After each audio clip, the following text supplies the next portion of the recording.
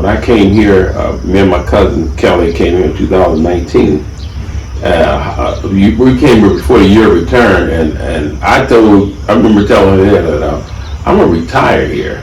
I felt that comfortable here.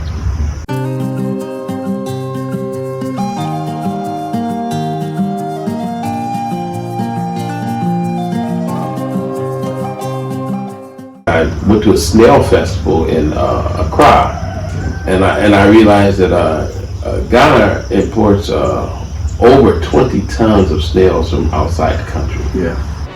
Ghana consumes 15,000 tons of snails every year. But you know the sad news? The sad news is that only 2,000 tons are produced locally. The remaining 13,000 tons are exported. And I'm like, why don't they do snails here? And I found out there's no large scale snail farmers here. Yeah. Well, I mean, if it is one or two, and Ghanaians eat a lot of snails. Yeah. And you say you needed 10,000 snails for a wedding party, you would have to go to 10 snail farms instead of one large mega. So my initial goal was, to keep doing the snails so we can take care of that. And then subsequently we found out that snail slime is used in cosmetics. And 1 kilo or 2.2 pounds of snail slime dehydrated was over $50,000. And I want to tell every Ghanaian man and woman here, if you have the means, get into agriculture. Welcome to another episode here on my channel. Efo Selassie is the name. In today's conversation with a U.S. Air Force military retiree, we spoke about his Moringa farm and Snail farm. I visited a farm in Shire Hills, and then we spoke about his transition journey and some of the lessons he's learned here in Ghana. He's been here for 4 years and 21 days. If you are planning to move back home, if you are planning to come back to Africa, come to Ghana, this is the video for you. Akwaba Miawis, and welcome to another episode here on my channel. My name is Efo Selassie, and today I'm here with Mr. Calvin Daniels from the United States. I saw him out when I was researching on snail slimes, and so I saw your website. Okay. Yes. Oh, you see my website actually? Okay. Yes. So I contacted you, and funny enough that you have a lot of other interesting parts that are even more than the snail slime that I wanted to look at. You were talking about the Moringa. Moringa, they use a cliche superfoods for stuff. Moringa is a true superfood. I mean, the seeds are edible. The leaves, you can either eat them raw, or you can dry them to a powder, or use them as tea. Okay. And the seeds can be cold pressed to oil, which you can also put the seed and the oil on salad, or for hair care or skin care. Wow. So it's a true superfood. Wow. I'm just going to show you this is all, there's no chemicals on here.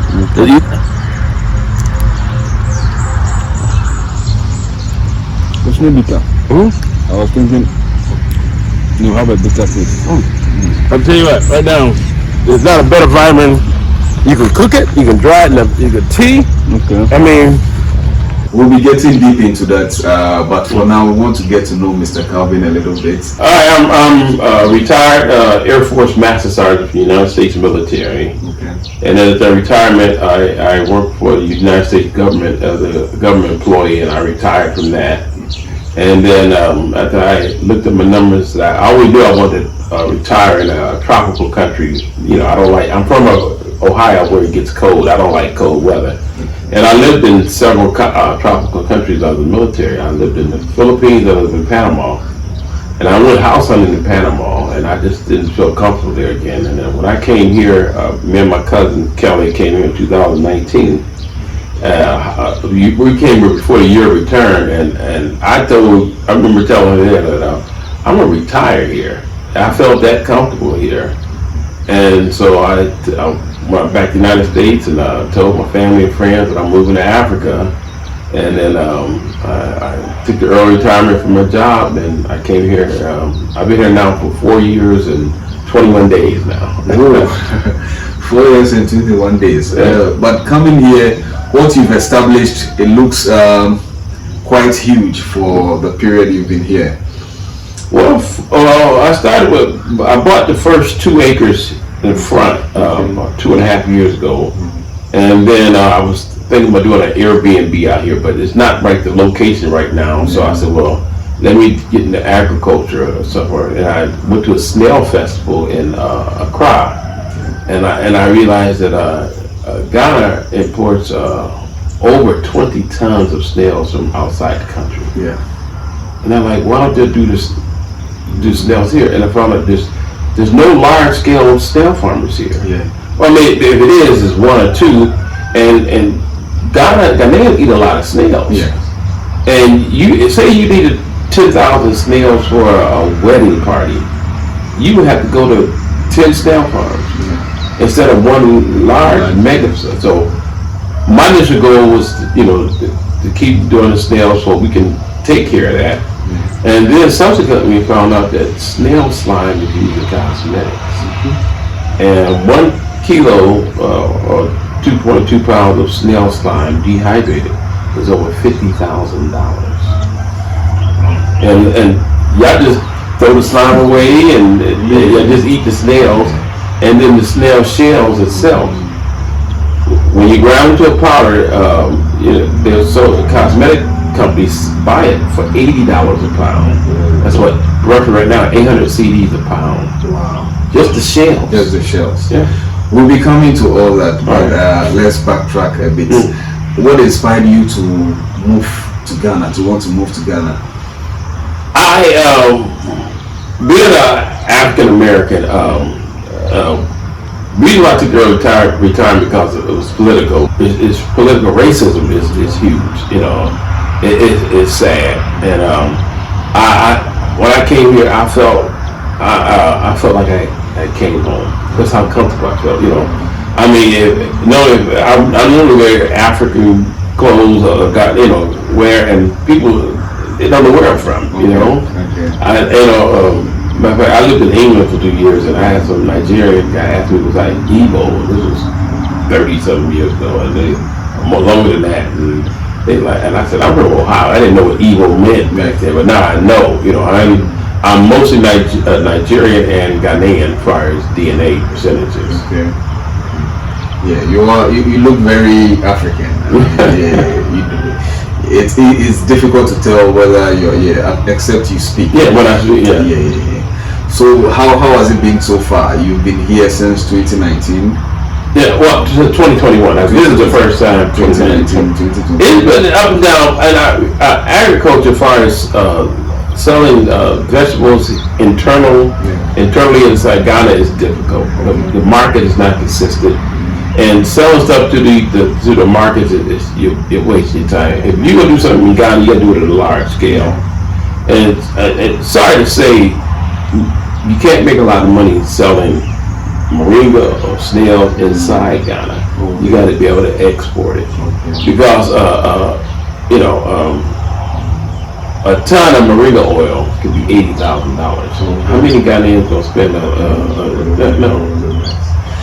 Yes. So in settling here, how was it? Was it difficult settling here, buying the land? Well, the land we have, the 46 acres, is from one family. Okay. So I had to, piecemeal, and they let me add on, loans I'm paying them, and so we had one of those minor issues with the Parliament chiefs, Paramount chiefs, and that's been settled. So right now, as you said, we just grow Moringa. I have 19 Ghanaian employees. I'm only African American on the site here. Okay. And some employees are permanent, which I pay SNP, Social Security, and then some are day workers where they live locally, and they go home every day. And we have the home there for women and men. It has bunk beds in it, and they have a kitchen. My employees get 3 meals a day. That's beautiful. So you're doing a great thing. So you were telling me that it's the value is about $9 billion for the Moringa. For the Moringa, $9 billion worldwide. And it's being underserved. Okay. So the growth is there. Just say it's going to be 100% growth in 5 years. It's going to double. Okay. Double. It's predicted more than double. Because it is so, you can't say medical, health beneficial, because I'm not a doctor. I'm not going to say I'm giving medical information, but health benefits to people that as people get knowledge, then they going to use it. Like here in Ghana, Ghana has an infant or baby mortality rate that's really high, extremely high, because the mothers either not only don't have income, they can afford prenatal vitamins. So, but if they were to just consume Moringa, that would help that situation. The government need to get involved in that. And that, again, that's a campaign online. We want to educate people on the benefits of Moringa. Moringa has like 19 essential minerals and vitamins. There's not a better vitamin man-made that you could buy that's better than Moringa. So, in starting a Moringa farm, can you give us a bit of knowledge on that? How we can research, study, and research. I mean, every YouTube video you can find. I'm sorry, you just review it because and like you say, people visit here. I only do an overview. I mean, there's certain ways to grow Moringa, and depends on what you growing it for. Excuse me. You growing it for either leaves or seeds. So different methods of growing. Like if you want the seeds, you need the trees to be further apart so they allow them to get larger. If you grow it for leaves, which I can show you, you can closely crop. You can put 400,000 Moringa plants on an acre, and just as they grow up, you just cut them, and they keep growing. That's just for the leaves. So different methods of growing. So, but on 40 acres, if we were to maximize 100% of the 40 acres, they can produce 9,000 tons a year of leaves. And 9,000, 1 ton wholesale at a minimum of $10,000 a ton. Wow. But that's wholesale. Yeah. If you were to buy a ton from me that's organic certified, let me add that, and be organic certified, you better make $100,000 on that. Wow. That's because the retail prices can vary from $1 an ounce to $6 an ounce. So it could be $120,000 net. So initially we just want to wholesale it to customers that need it, and then as we grow, we do retail lines. We won't wholesale. We will make that money.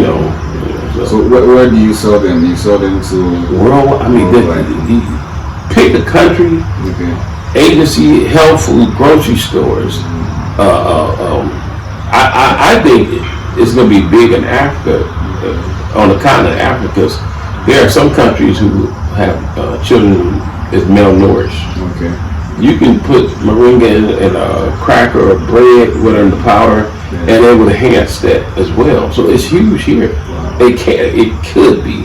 It's just that people don't know. Okay. All right. So let's talk about the snails a bit. In how many green? I saw you have a greenhouse. No, we have a snail pen. Snail pen. Okay. Right now we got almost 7,000 snails, and then that was capacity is 7,500 snails. Wow. And we'll next year, once we get income from the snail slime, we'll build another one as well. And we'll keep building, forever. That's great. So do you extract the snails yourself? Right now we're not doing stuff. I'm building I have a plan for a processing plant in this open fence area. Okay. It's like 100 meters by that just for the processing plant. At that point we'll have a laboratory and process equipment for Moringa oil. All that will be in there so that we can process it for commercial. Okay, so for now, you don't. No, we just building up a stock. We growing food for the snails, and that's it. Right now we're not processing snail slime. No. Okay. So how long do you plan on staying here? Are you here forever? No, I'm here. I'm in Ghana for the rest of my life. Oh, that's nice. What about family? How was the transition like? Well, just me. I'm single, so it made it easier for me.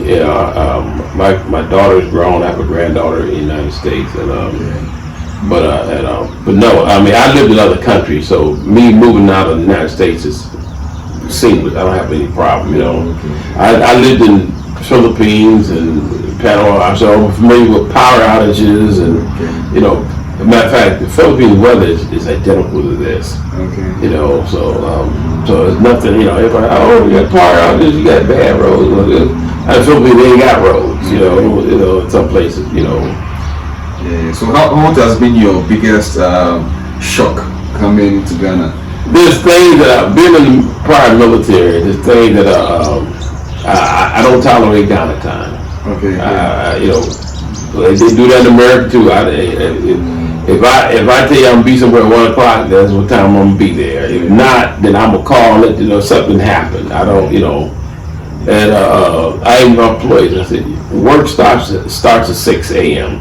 Not 6:05, not 6:10. Like you come to work and it's, I'm here. No, I said if you can't come to work on time, find another job. You know. All right. So Okay, in terms of the food and everything, how's it? I love the food here. See, when I moved here, I was 386 pounds, and I'm down to 242 pounds. So I only eat once a day. I drink a lot of tea, and I walk. So my health is improving. Ghanaians don't eat a lot of carbohydrates. Yes. The banku, the food, the rice, the bread. And then you got young Ghanaian, mostly I see men, they having strokes in their 30s and 40s. Yeah. The sugar is cooking their bodies, you know, it's killing them. The diabetes is high. And, you know, of course, I'm not Ghanaian. I can't tell Ghanaian not to eat banku, but they don't listen to me. But I tell them anyway because of the health, you know. I mean, instead of eat banku, eat you some chicken or whatever, get you some vegetables, you know. Yeah, everything grows here, you know. Wow. But you have a very beautiful place. How did you come to this place? How did you choose this place? Actually, one of the real estate agents, was something on Facebook talking about buying land, you know, and we came out to look at it, and I was going to buy 2 acres on the other side of the highway. Okay. And then I looked up, I said, who owns that land by the mountain? And it's the same family. Okay. So that's how I, you know, yeah, and I bought 2 acres and I bought 4, and then now it's 26, and I buy another 20 acres, which I'm adding on. That's so it's totally 46 acres. And tomorrow morning I'm going to look at 100 acres in Sutuari or whatever. Yeah, I'm looking at 100 acres there. Okay. Just for Moringa. What are some of the things that you can talk about in transitioning to somebody who would want to come from here, from United States to this place? The key is planning, and also make sure you got the finance, the money to do that, because a lot of people see this video and like, I'm gonna come to Ghana, buy some land and grow Moringa and become rich. Everything you see here was paid for. You know, this is the container home, the road, the poles, the transformer, the building, employees. Now, if you buy 40 acres of land, you want to do Moringa farming, that means you will not get no income from Moringa for a year or 2. Okay. Then you still got to pay your employees and feed them and house them. So you got to have the funds. You know, like, I got $20,000. Then you'd be broke in 90 days, and then you know. So your container house is quite a nice concept. Upon getting here, I was just it gives some kind of refreshment to see the whole place. It's so beautiful. And you know, there's no trash on the ground here. Yes. That's what they do. I know there's no plastic.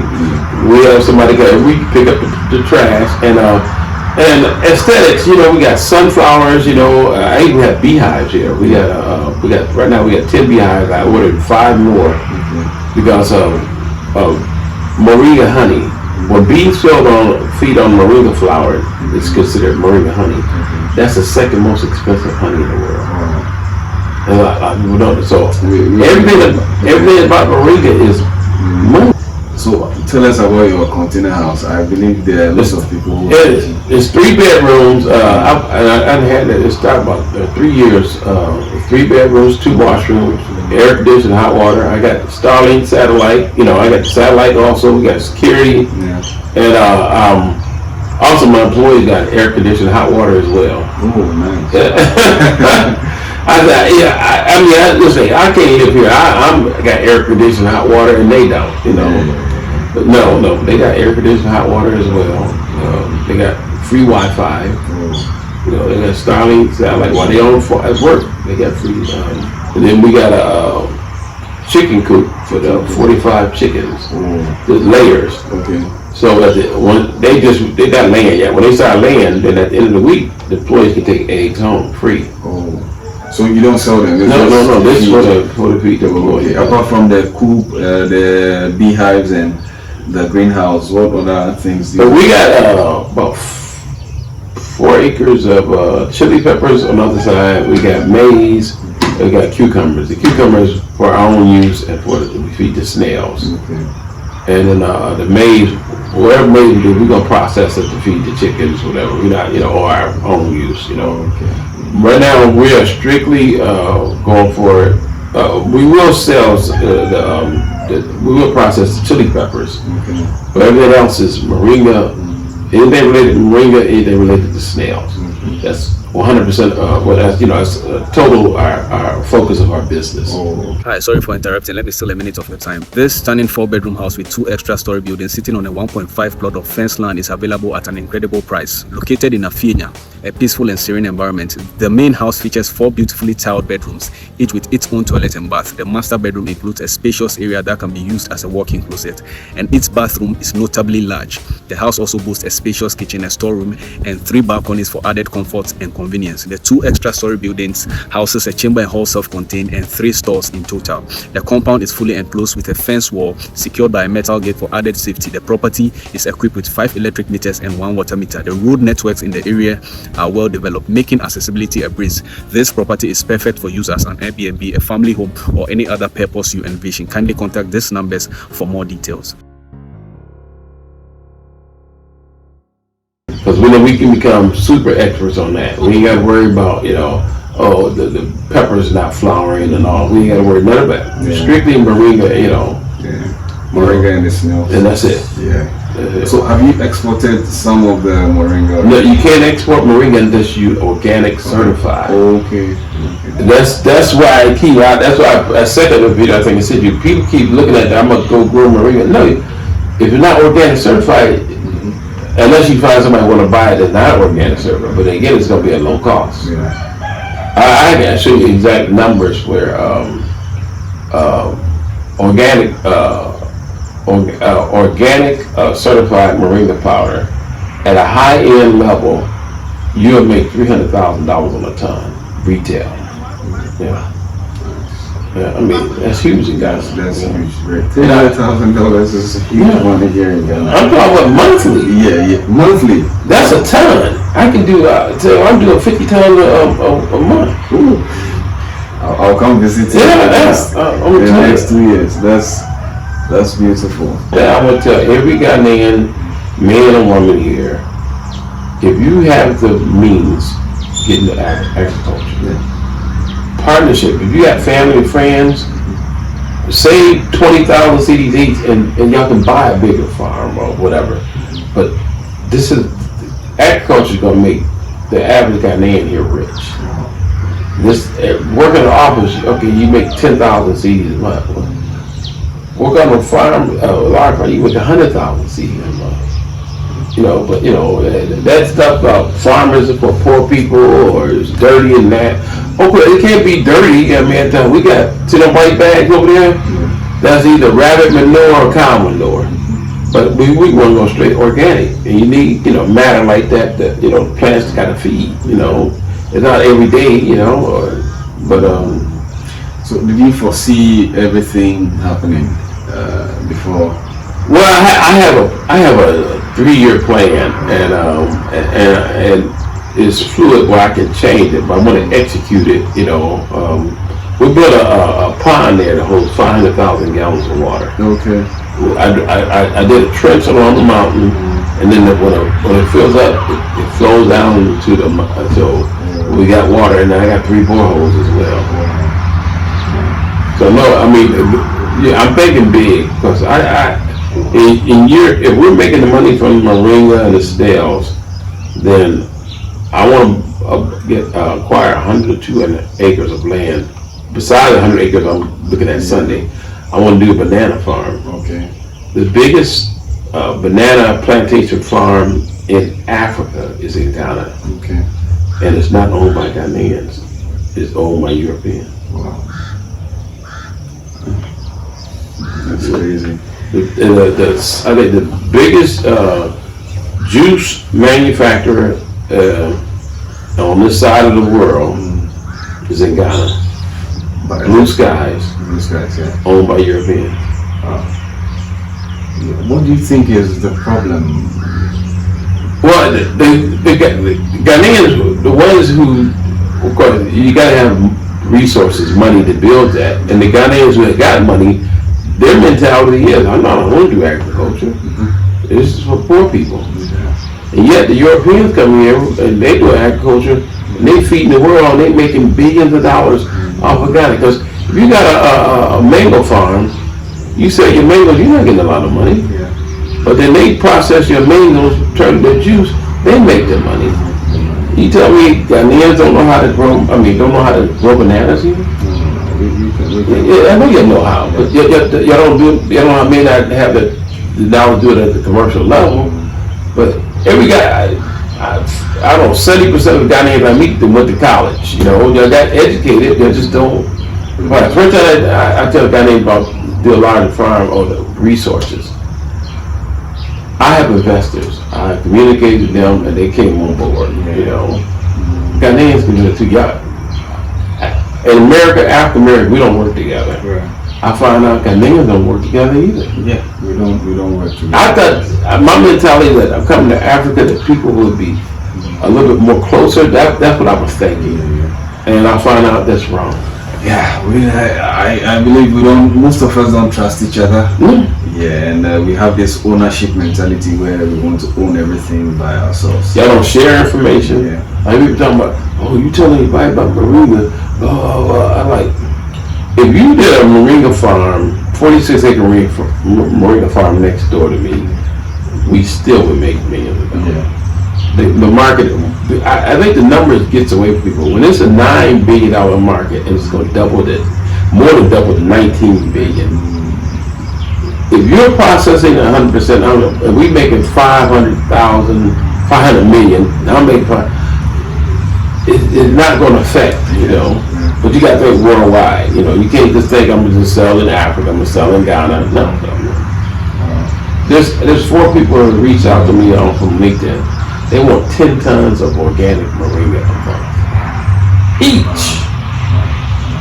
And somebody can just be a middle person. I already contacted a middle person to sell. He's Ghanaian. He does sales. So and we for every time he has a broker, we'll give him a commission. But there's opportunities here, man. So did you have this mentality before coming here, or you got here before you realized that agriculture is something that you can make money off? Agriculture came later. Like initially I was going to come here to retirement, and then I wanted to do Airbnb, what nice. I wanted to have like a wedding venue here where people would come get married or bachelor parties, something like that, and tourists. And I realized that at that rate, most of my customers would be Ghanaian, so I would have to get Ghanaian income, And I said, well, it would be decent, because Ghanaian love to party, they get married, they have funerals, we could have a whole. But I said, what can I do to get a lot of income? I can help a lot of people, and then I said, well, agriculture, snail slime, we will do vegetables as well. But now I think right now the niche is snails and Moringa. you know. And my employees, I think I pay my employees more better than any farm in Ghana that I know of. You know, the lowest salary on this farm, I'm gonna share with you, 1,500 cedis a month. Wow. That's every farm worker. The managers make more. The manager team, and then they get 3 meals a day. They got air conditioning, hot water, and they get paid half the salary on the first of the month and half on the 15th. Yeah, that's. They ain't got to wait the whole month, you know. And then all the permanent employees, they have to open up a bank account with the First Atlantic Bank. Yeah. So we electronic transfer the money, and a lot of my employees had not had to have a bank account until they came here. Yeah. You know, so. You're doing great for Ghana. Was it a plan to come and try and help people? Yeah, that's my game plan. I want to help because I realized later I want to build now that I know the health benefits that Ghanaians have, I want to build a hospital here for mothers, you know, maternity ward here because it's scary to me. It's scary for Ghanaians to have babies here. Yeah.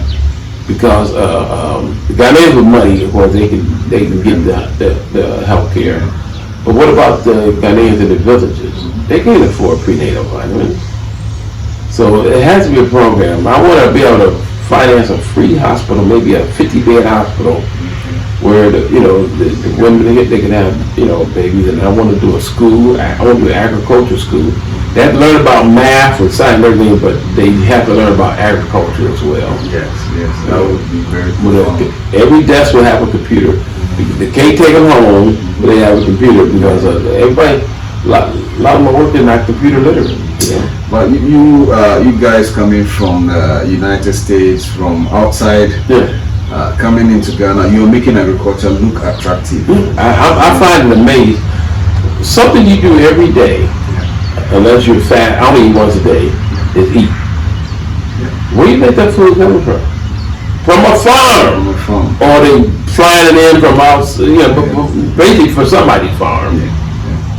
And people realize, you should be able to go out when, you should be on the farming side, we got mangoes, we got pawpaw, we got tomatoes because we feed the snails, we got peppers and maize. A farming side, we should be able to feed a lot of people if we were going that route. We're not, but I'm just saying, everything grows here in Ghana, Wow, thank you so much for your time. If there's any advice you want to give to people who want to come from the outside and come and right now, a lot of my investors are friends. I'm sending them information. I'm going to look at this land, and I pronounce that word, Asutawari. I'm going to look at it now. The families, they got 7,000 acres. I want them. They're going to reserve 100 acres for me, and then if this is near off the road, I'm going to look at it because people want to move here. And a lot of Ghanaians know people come here.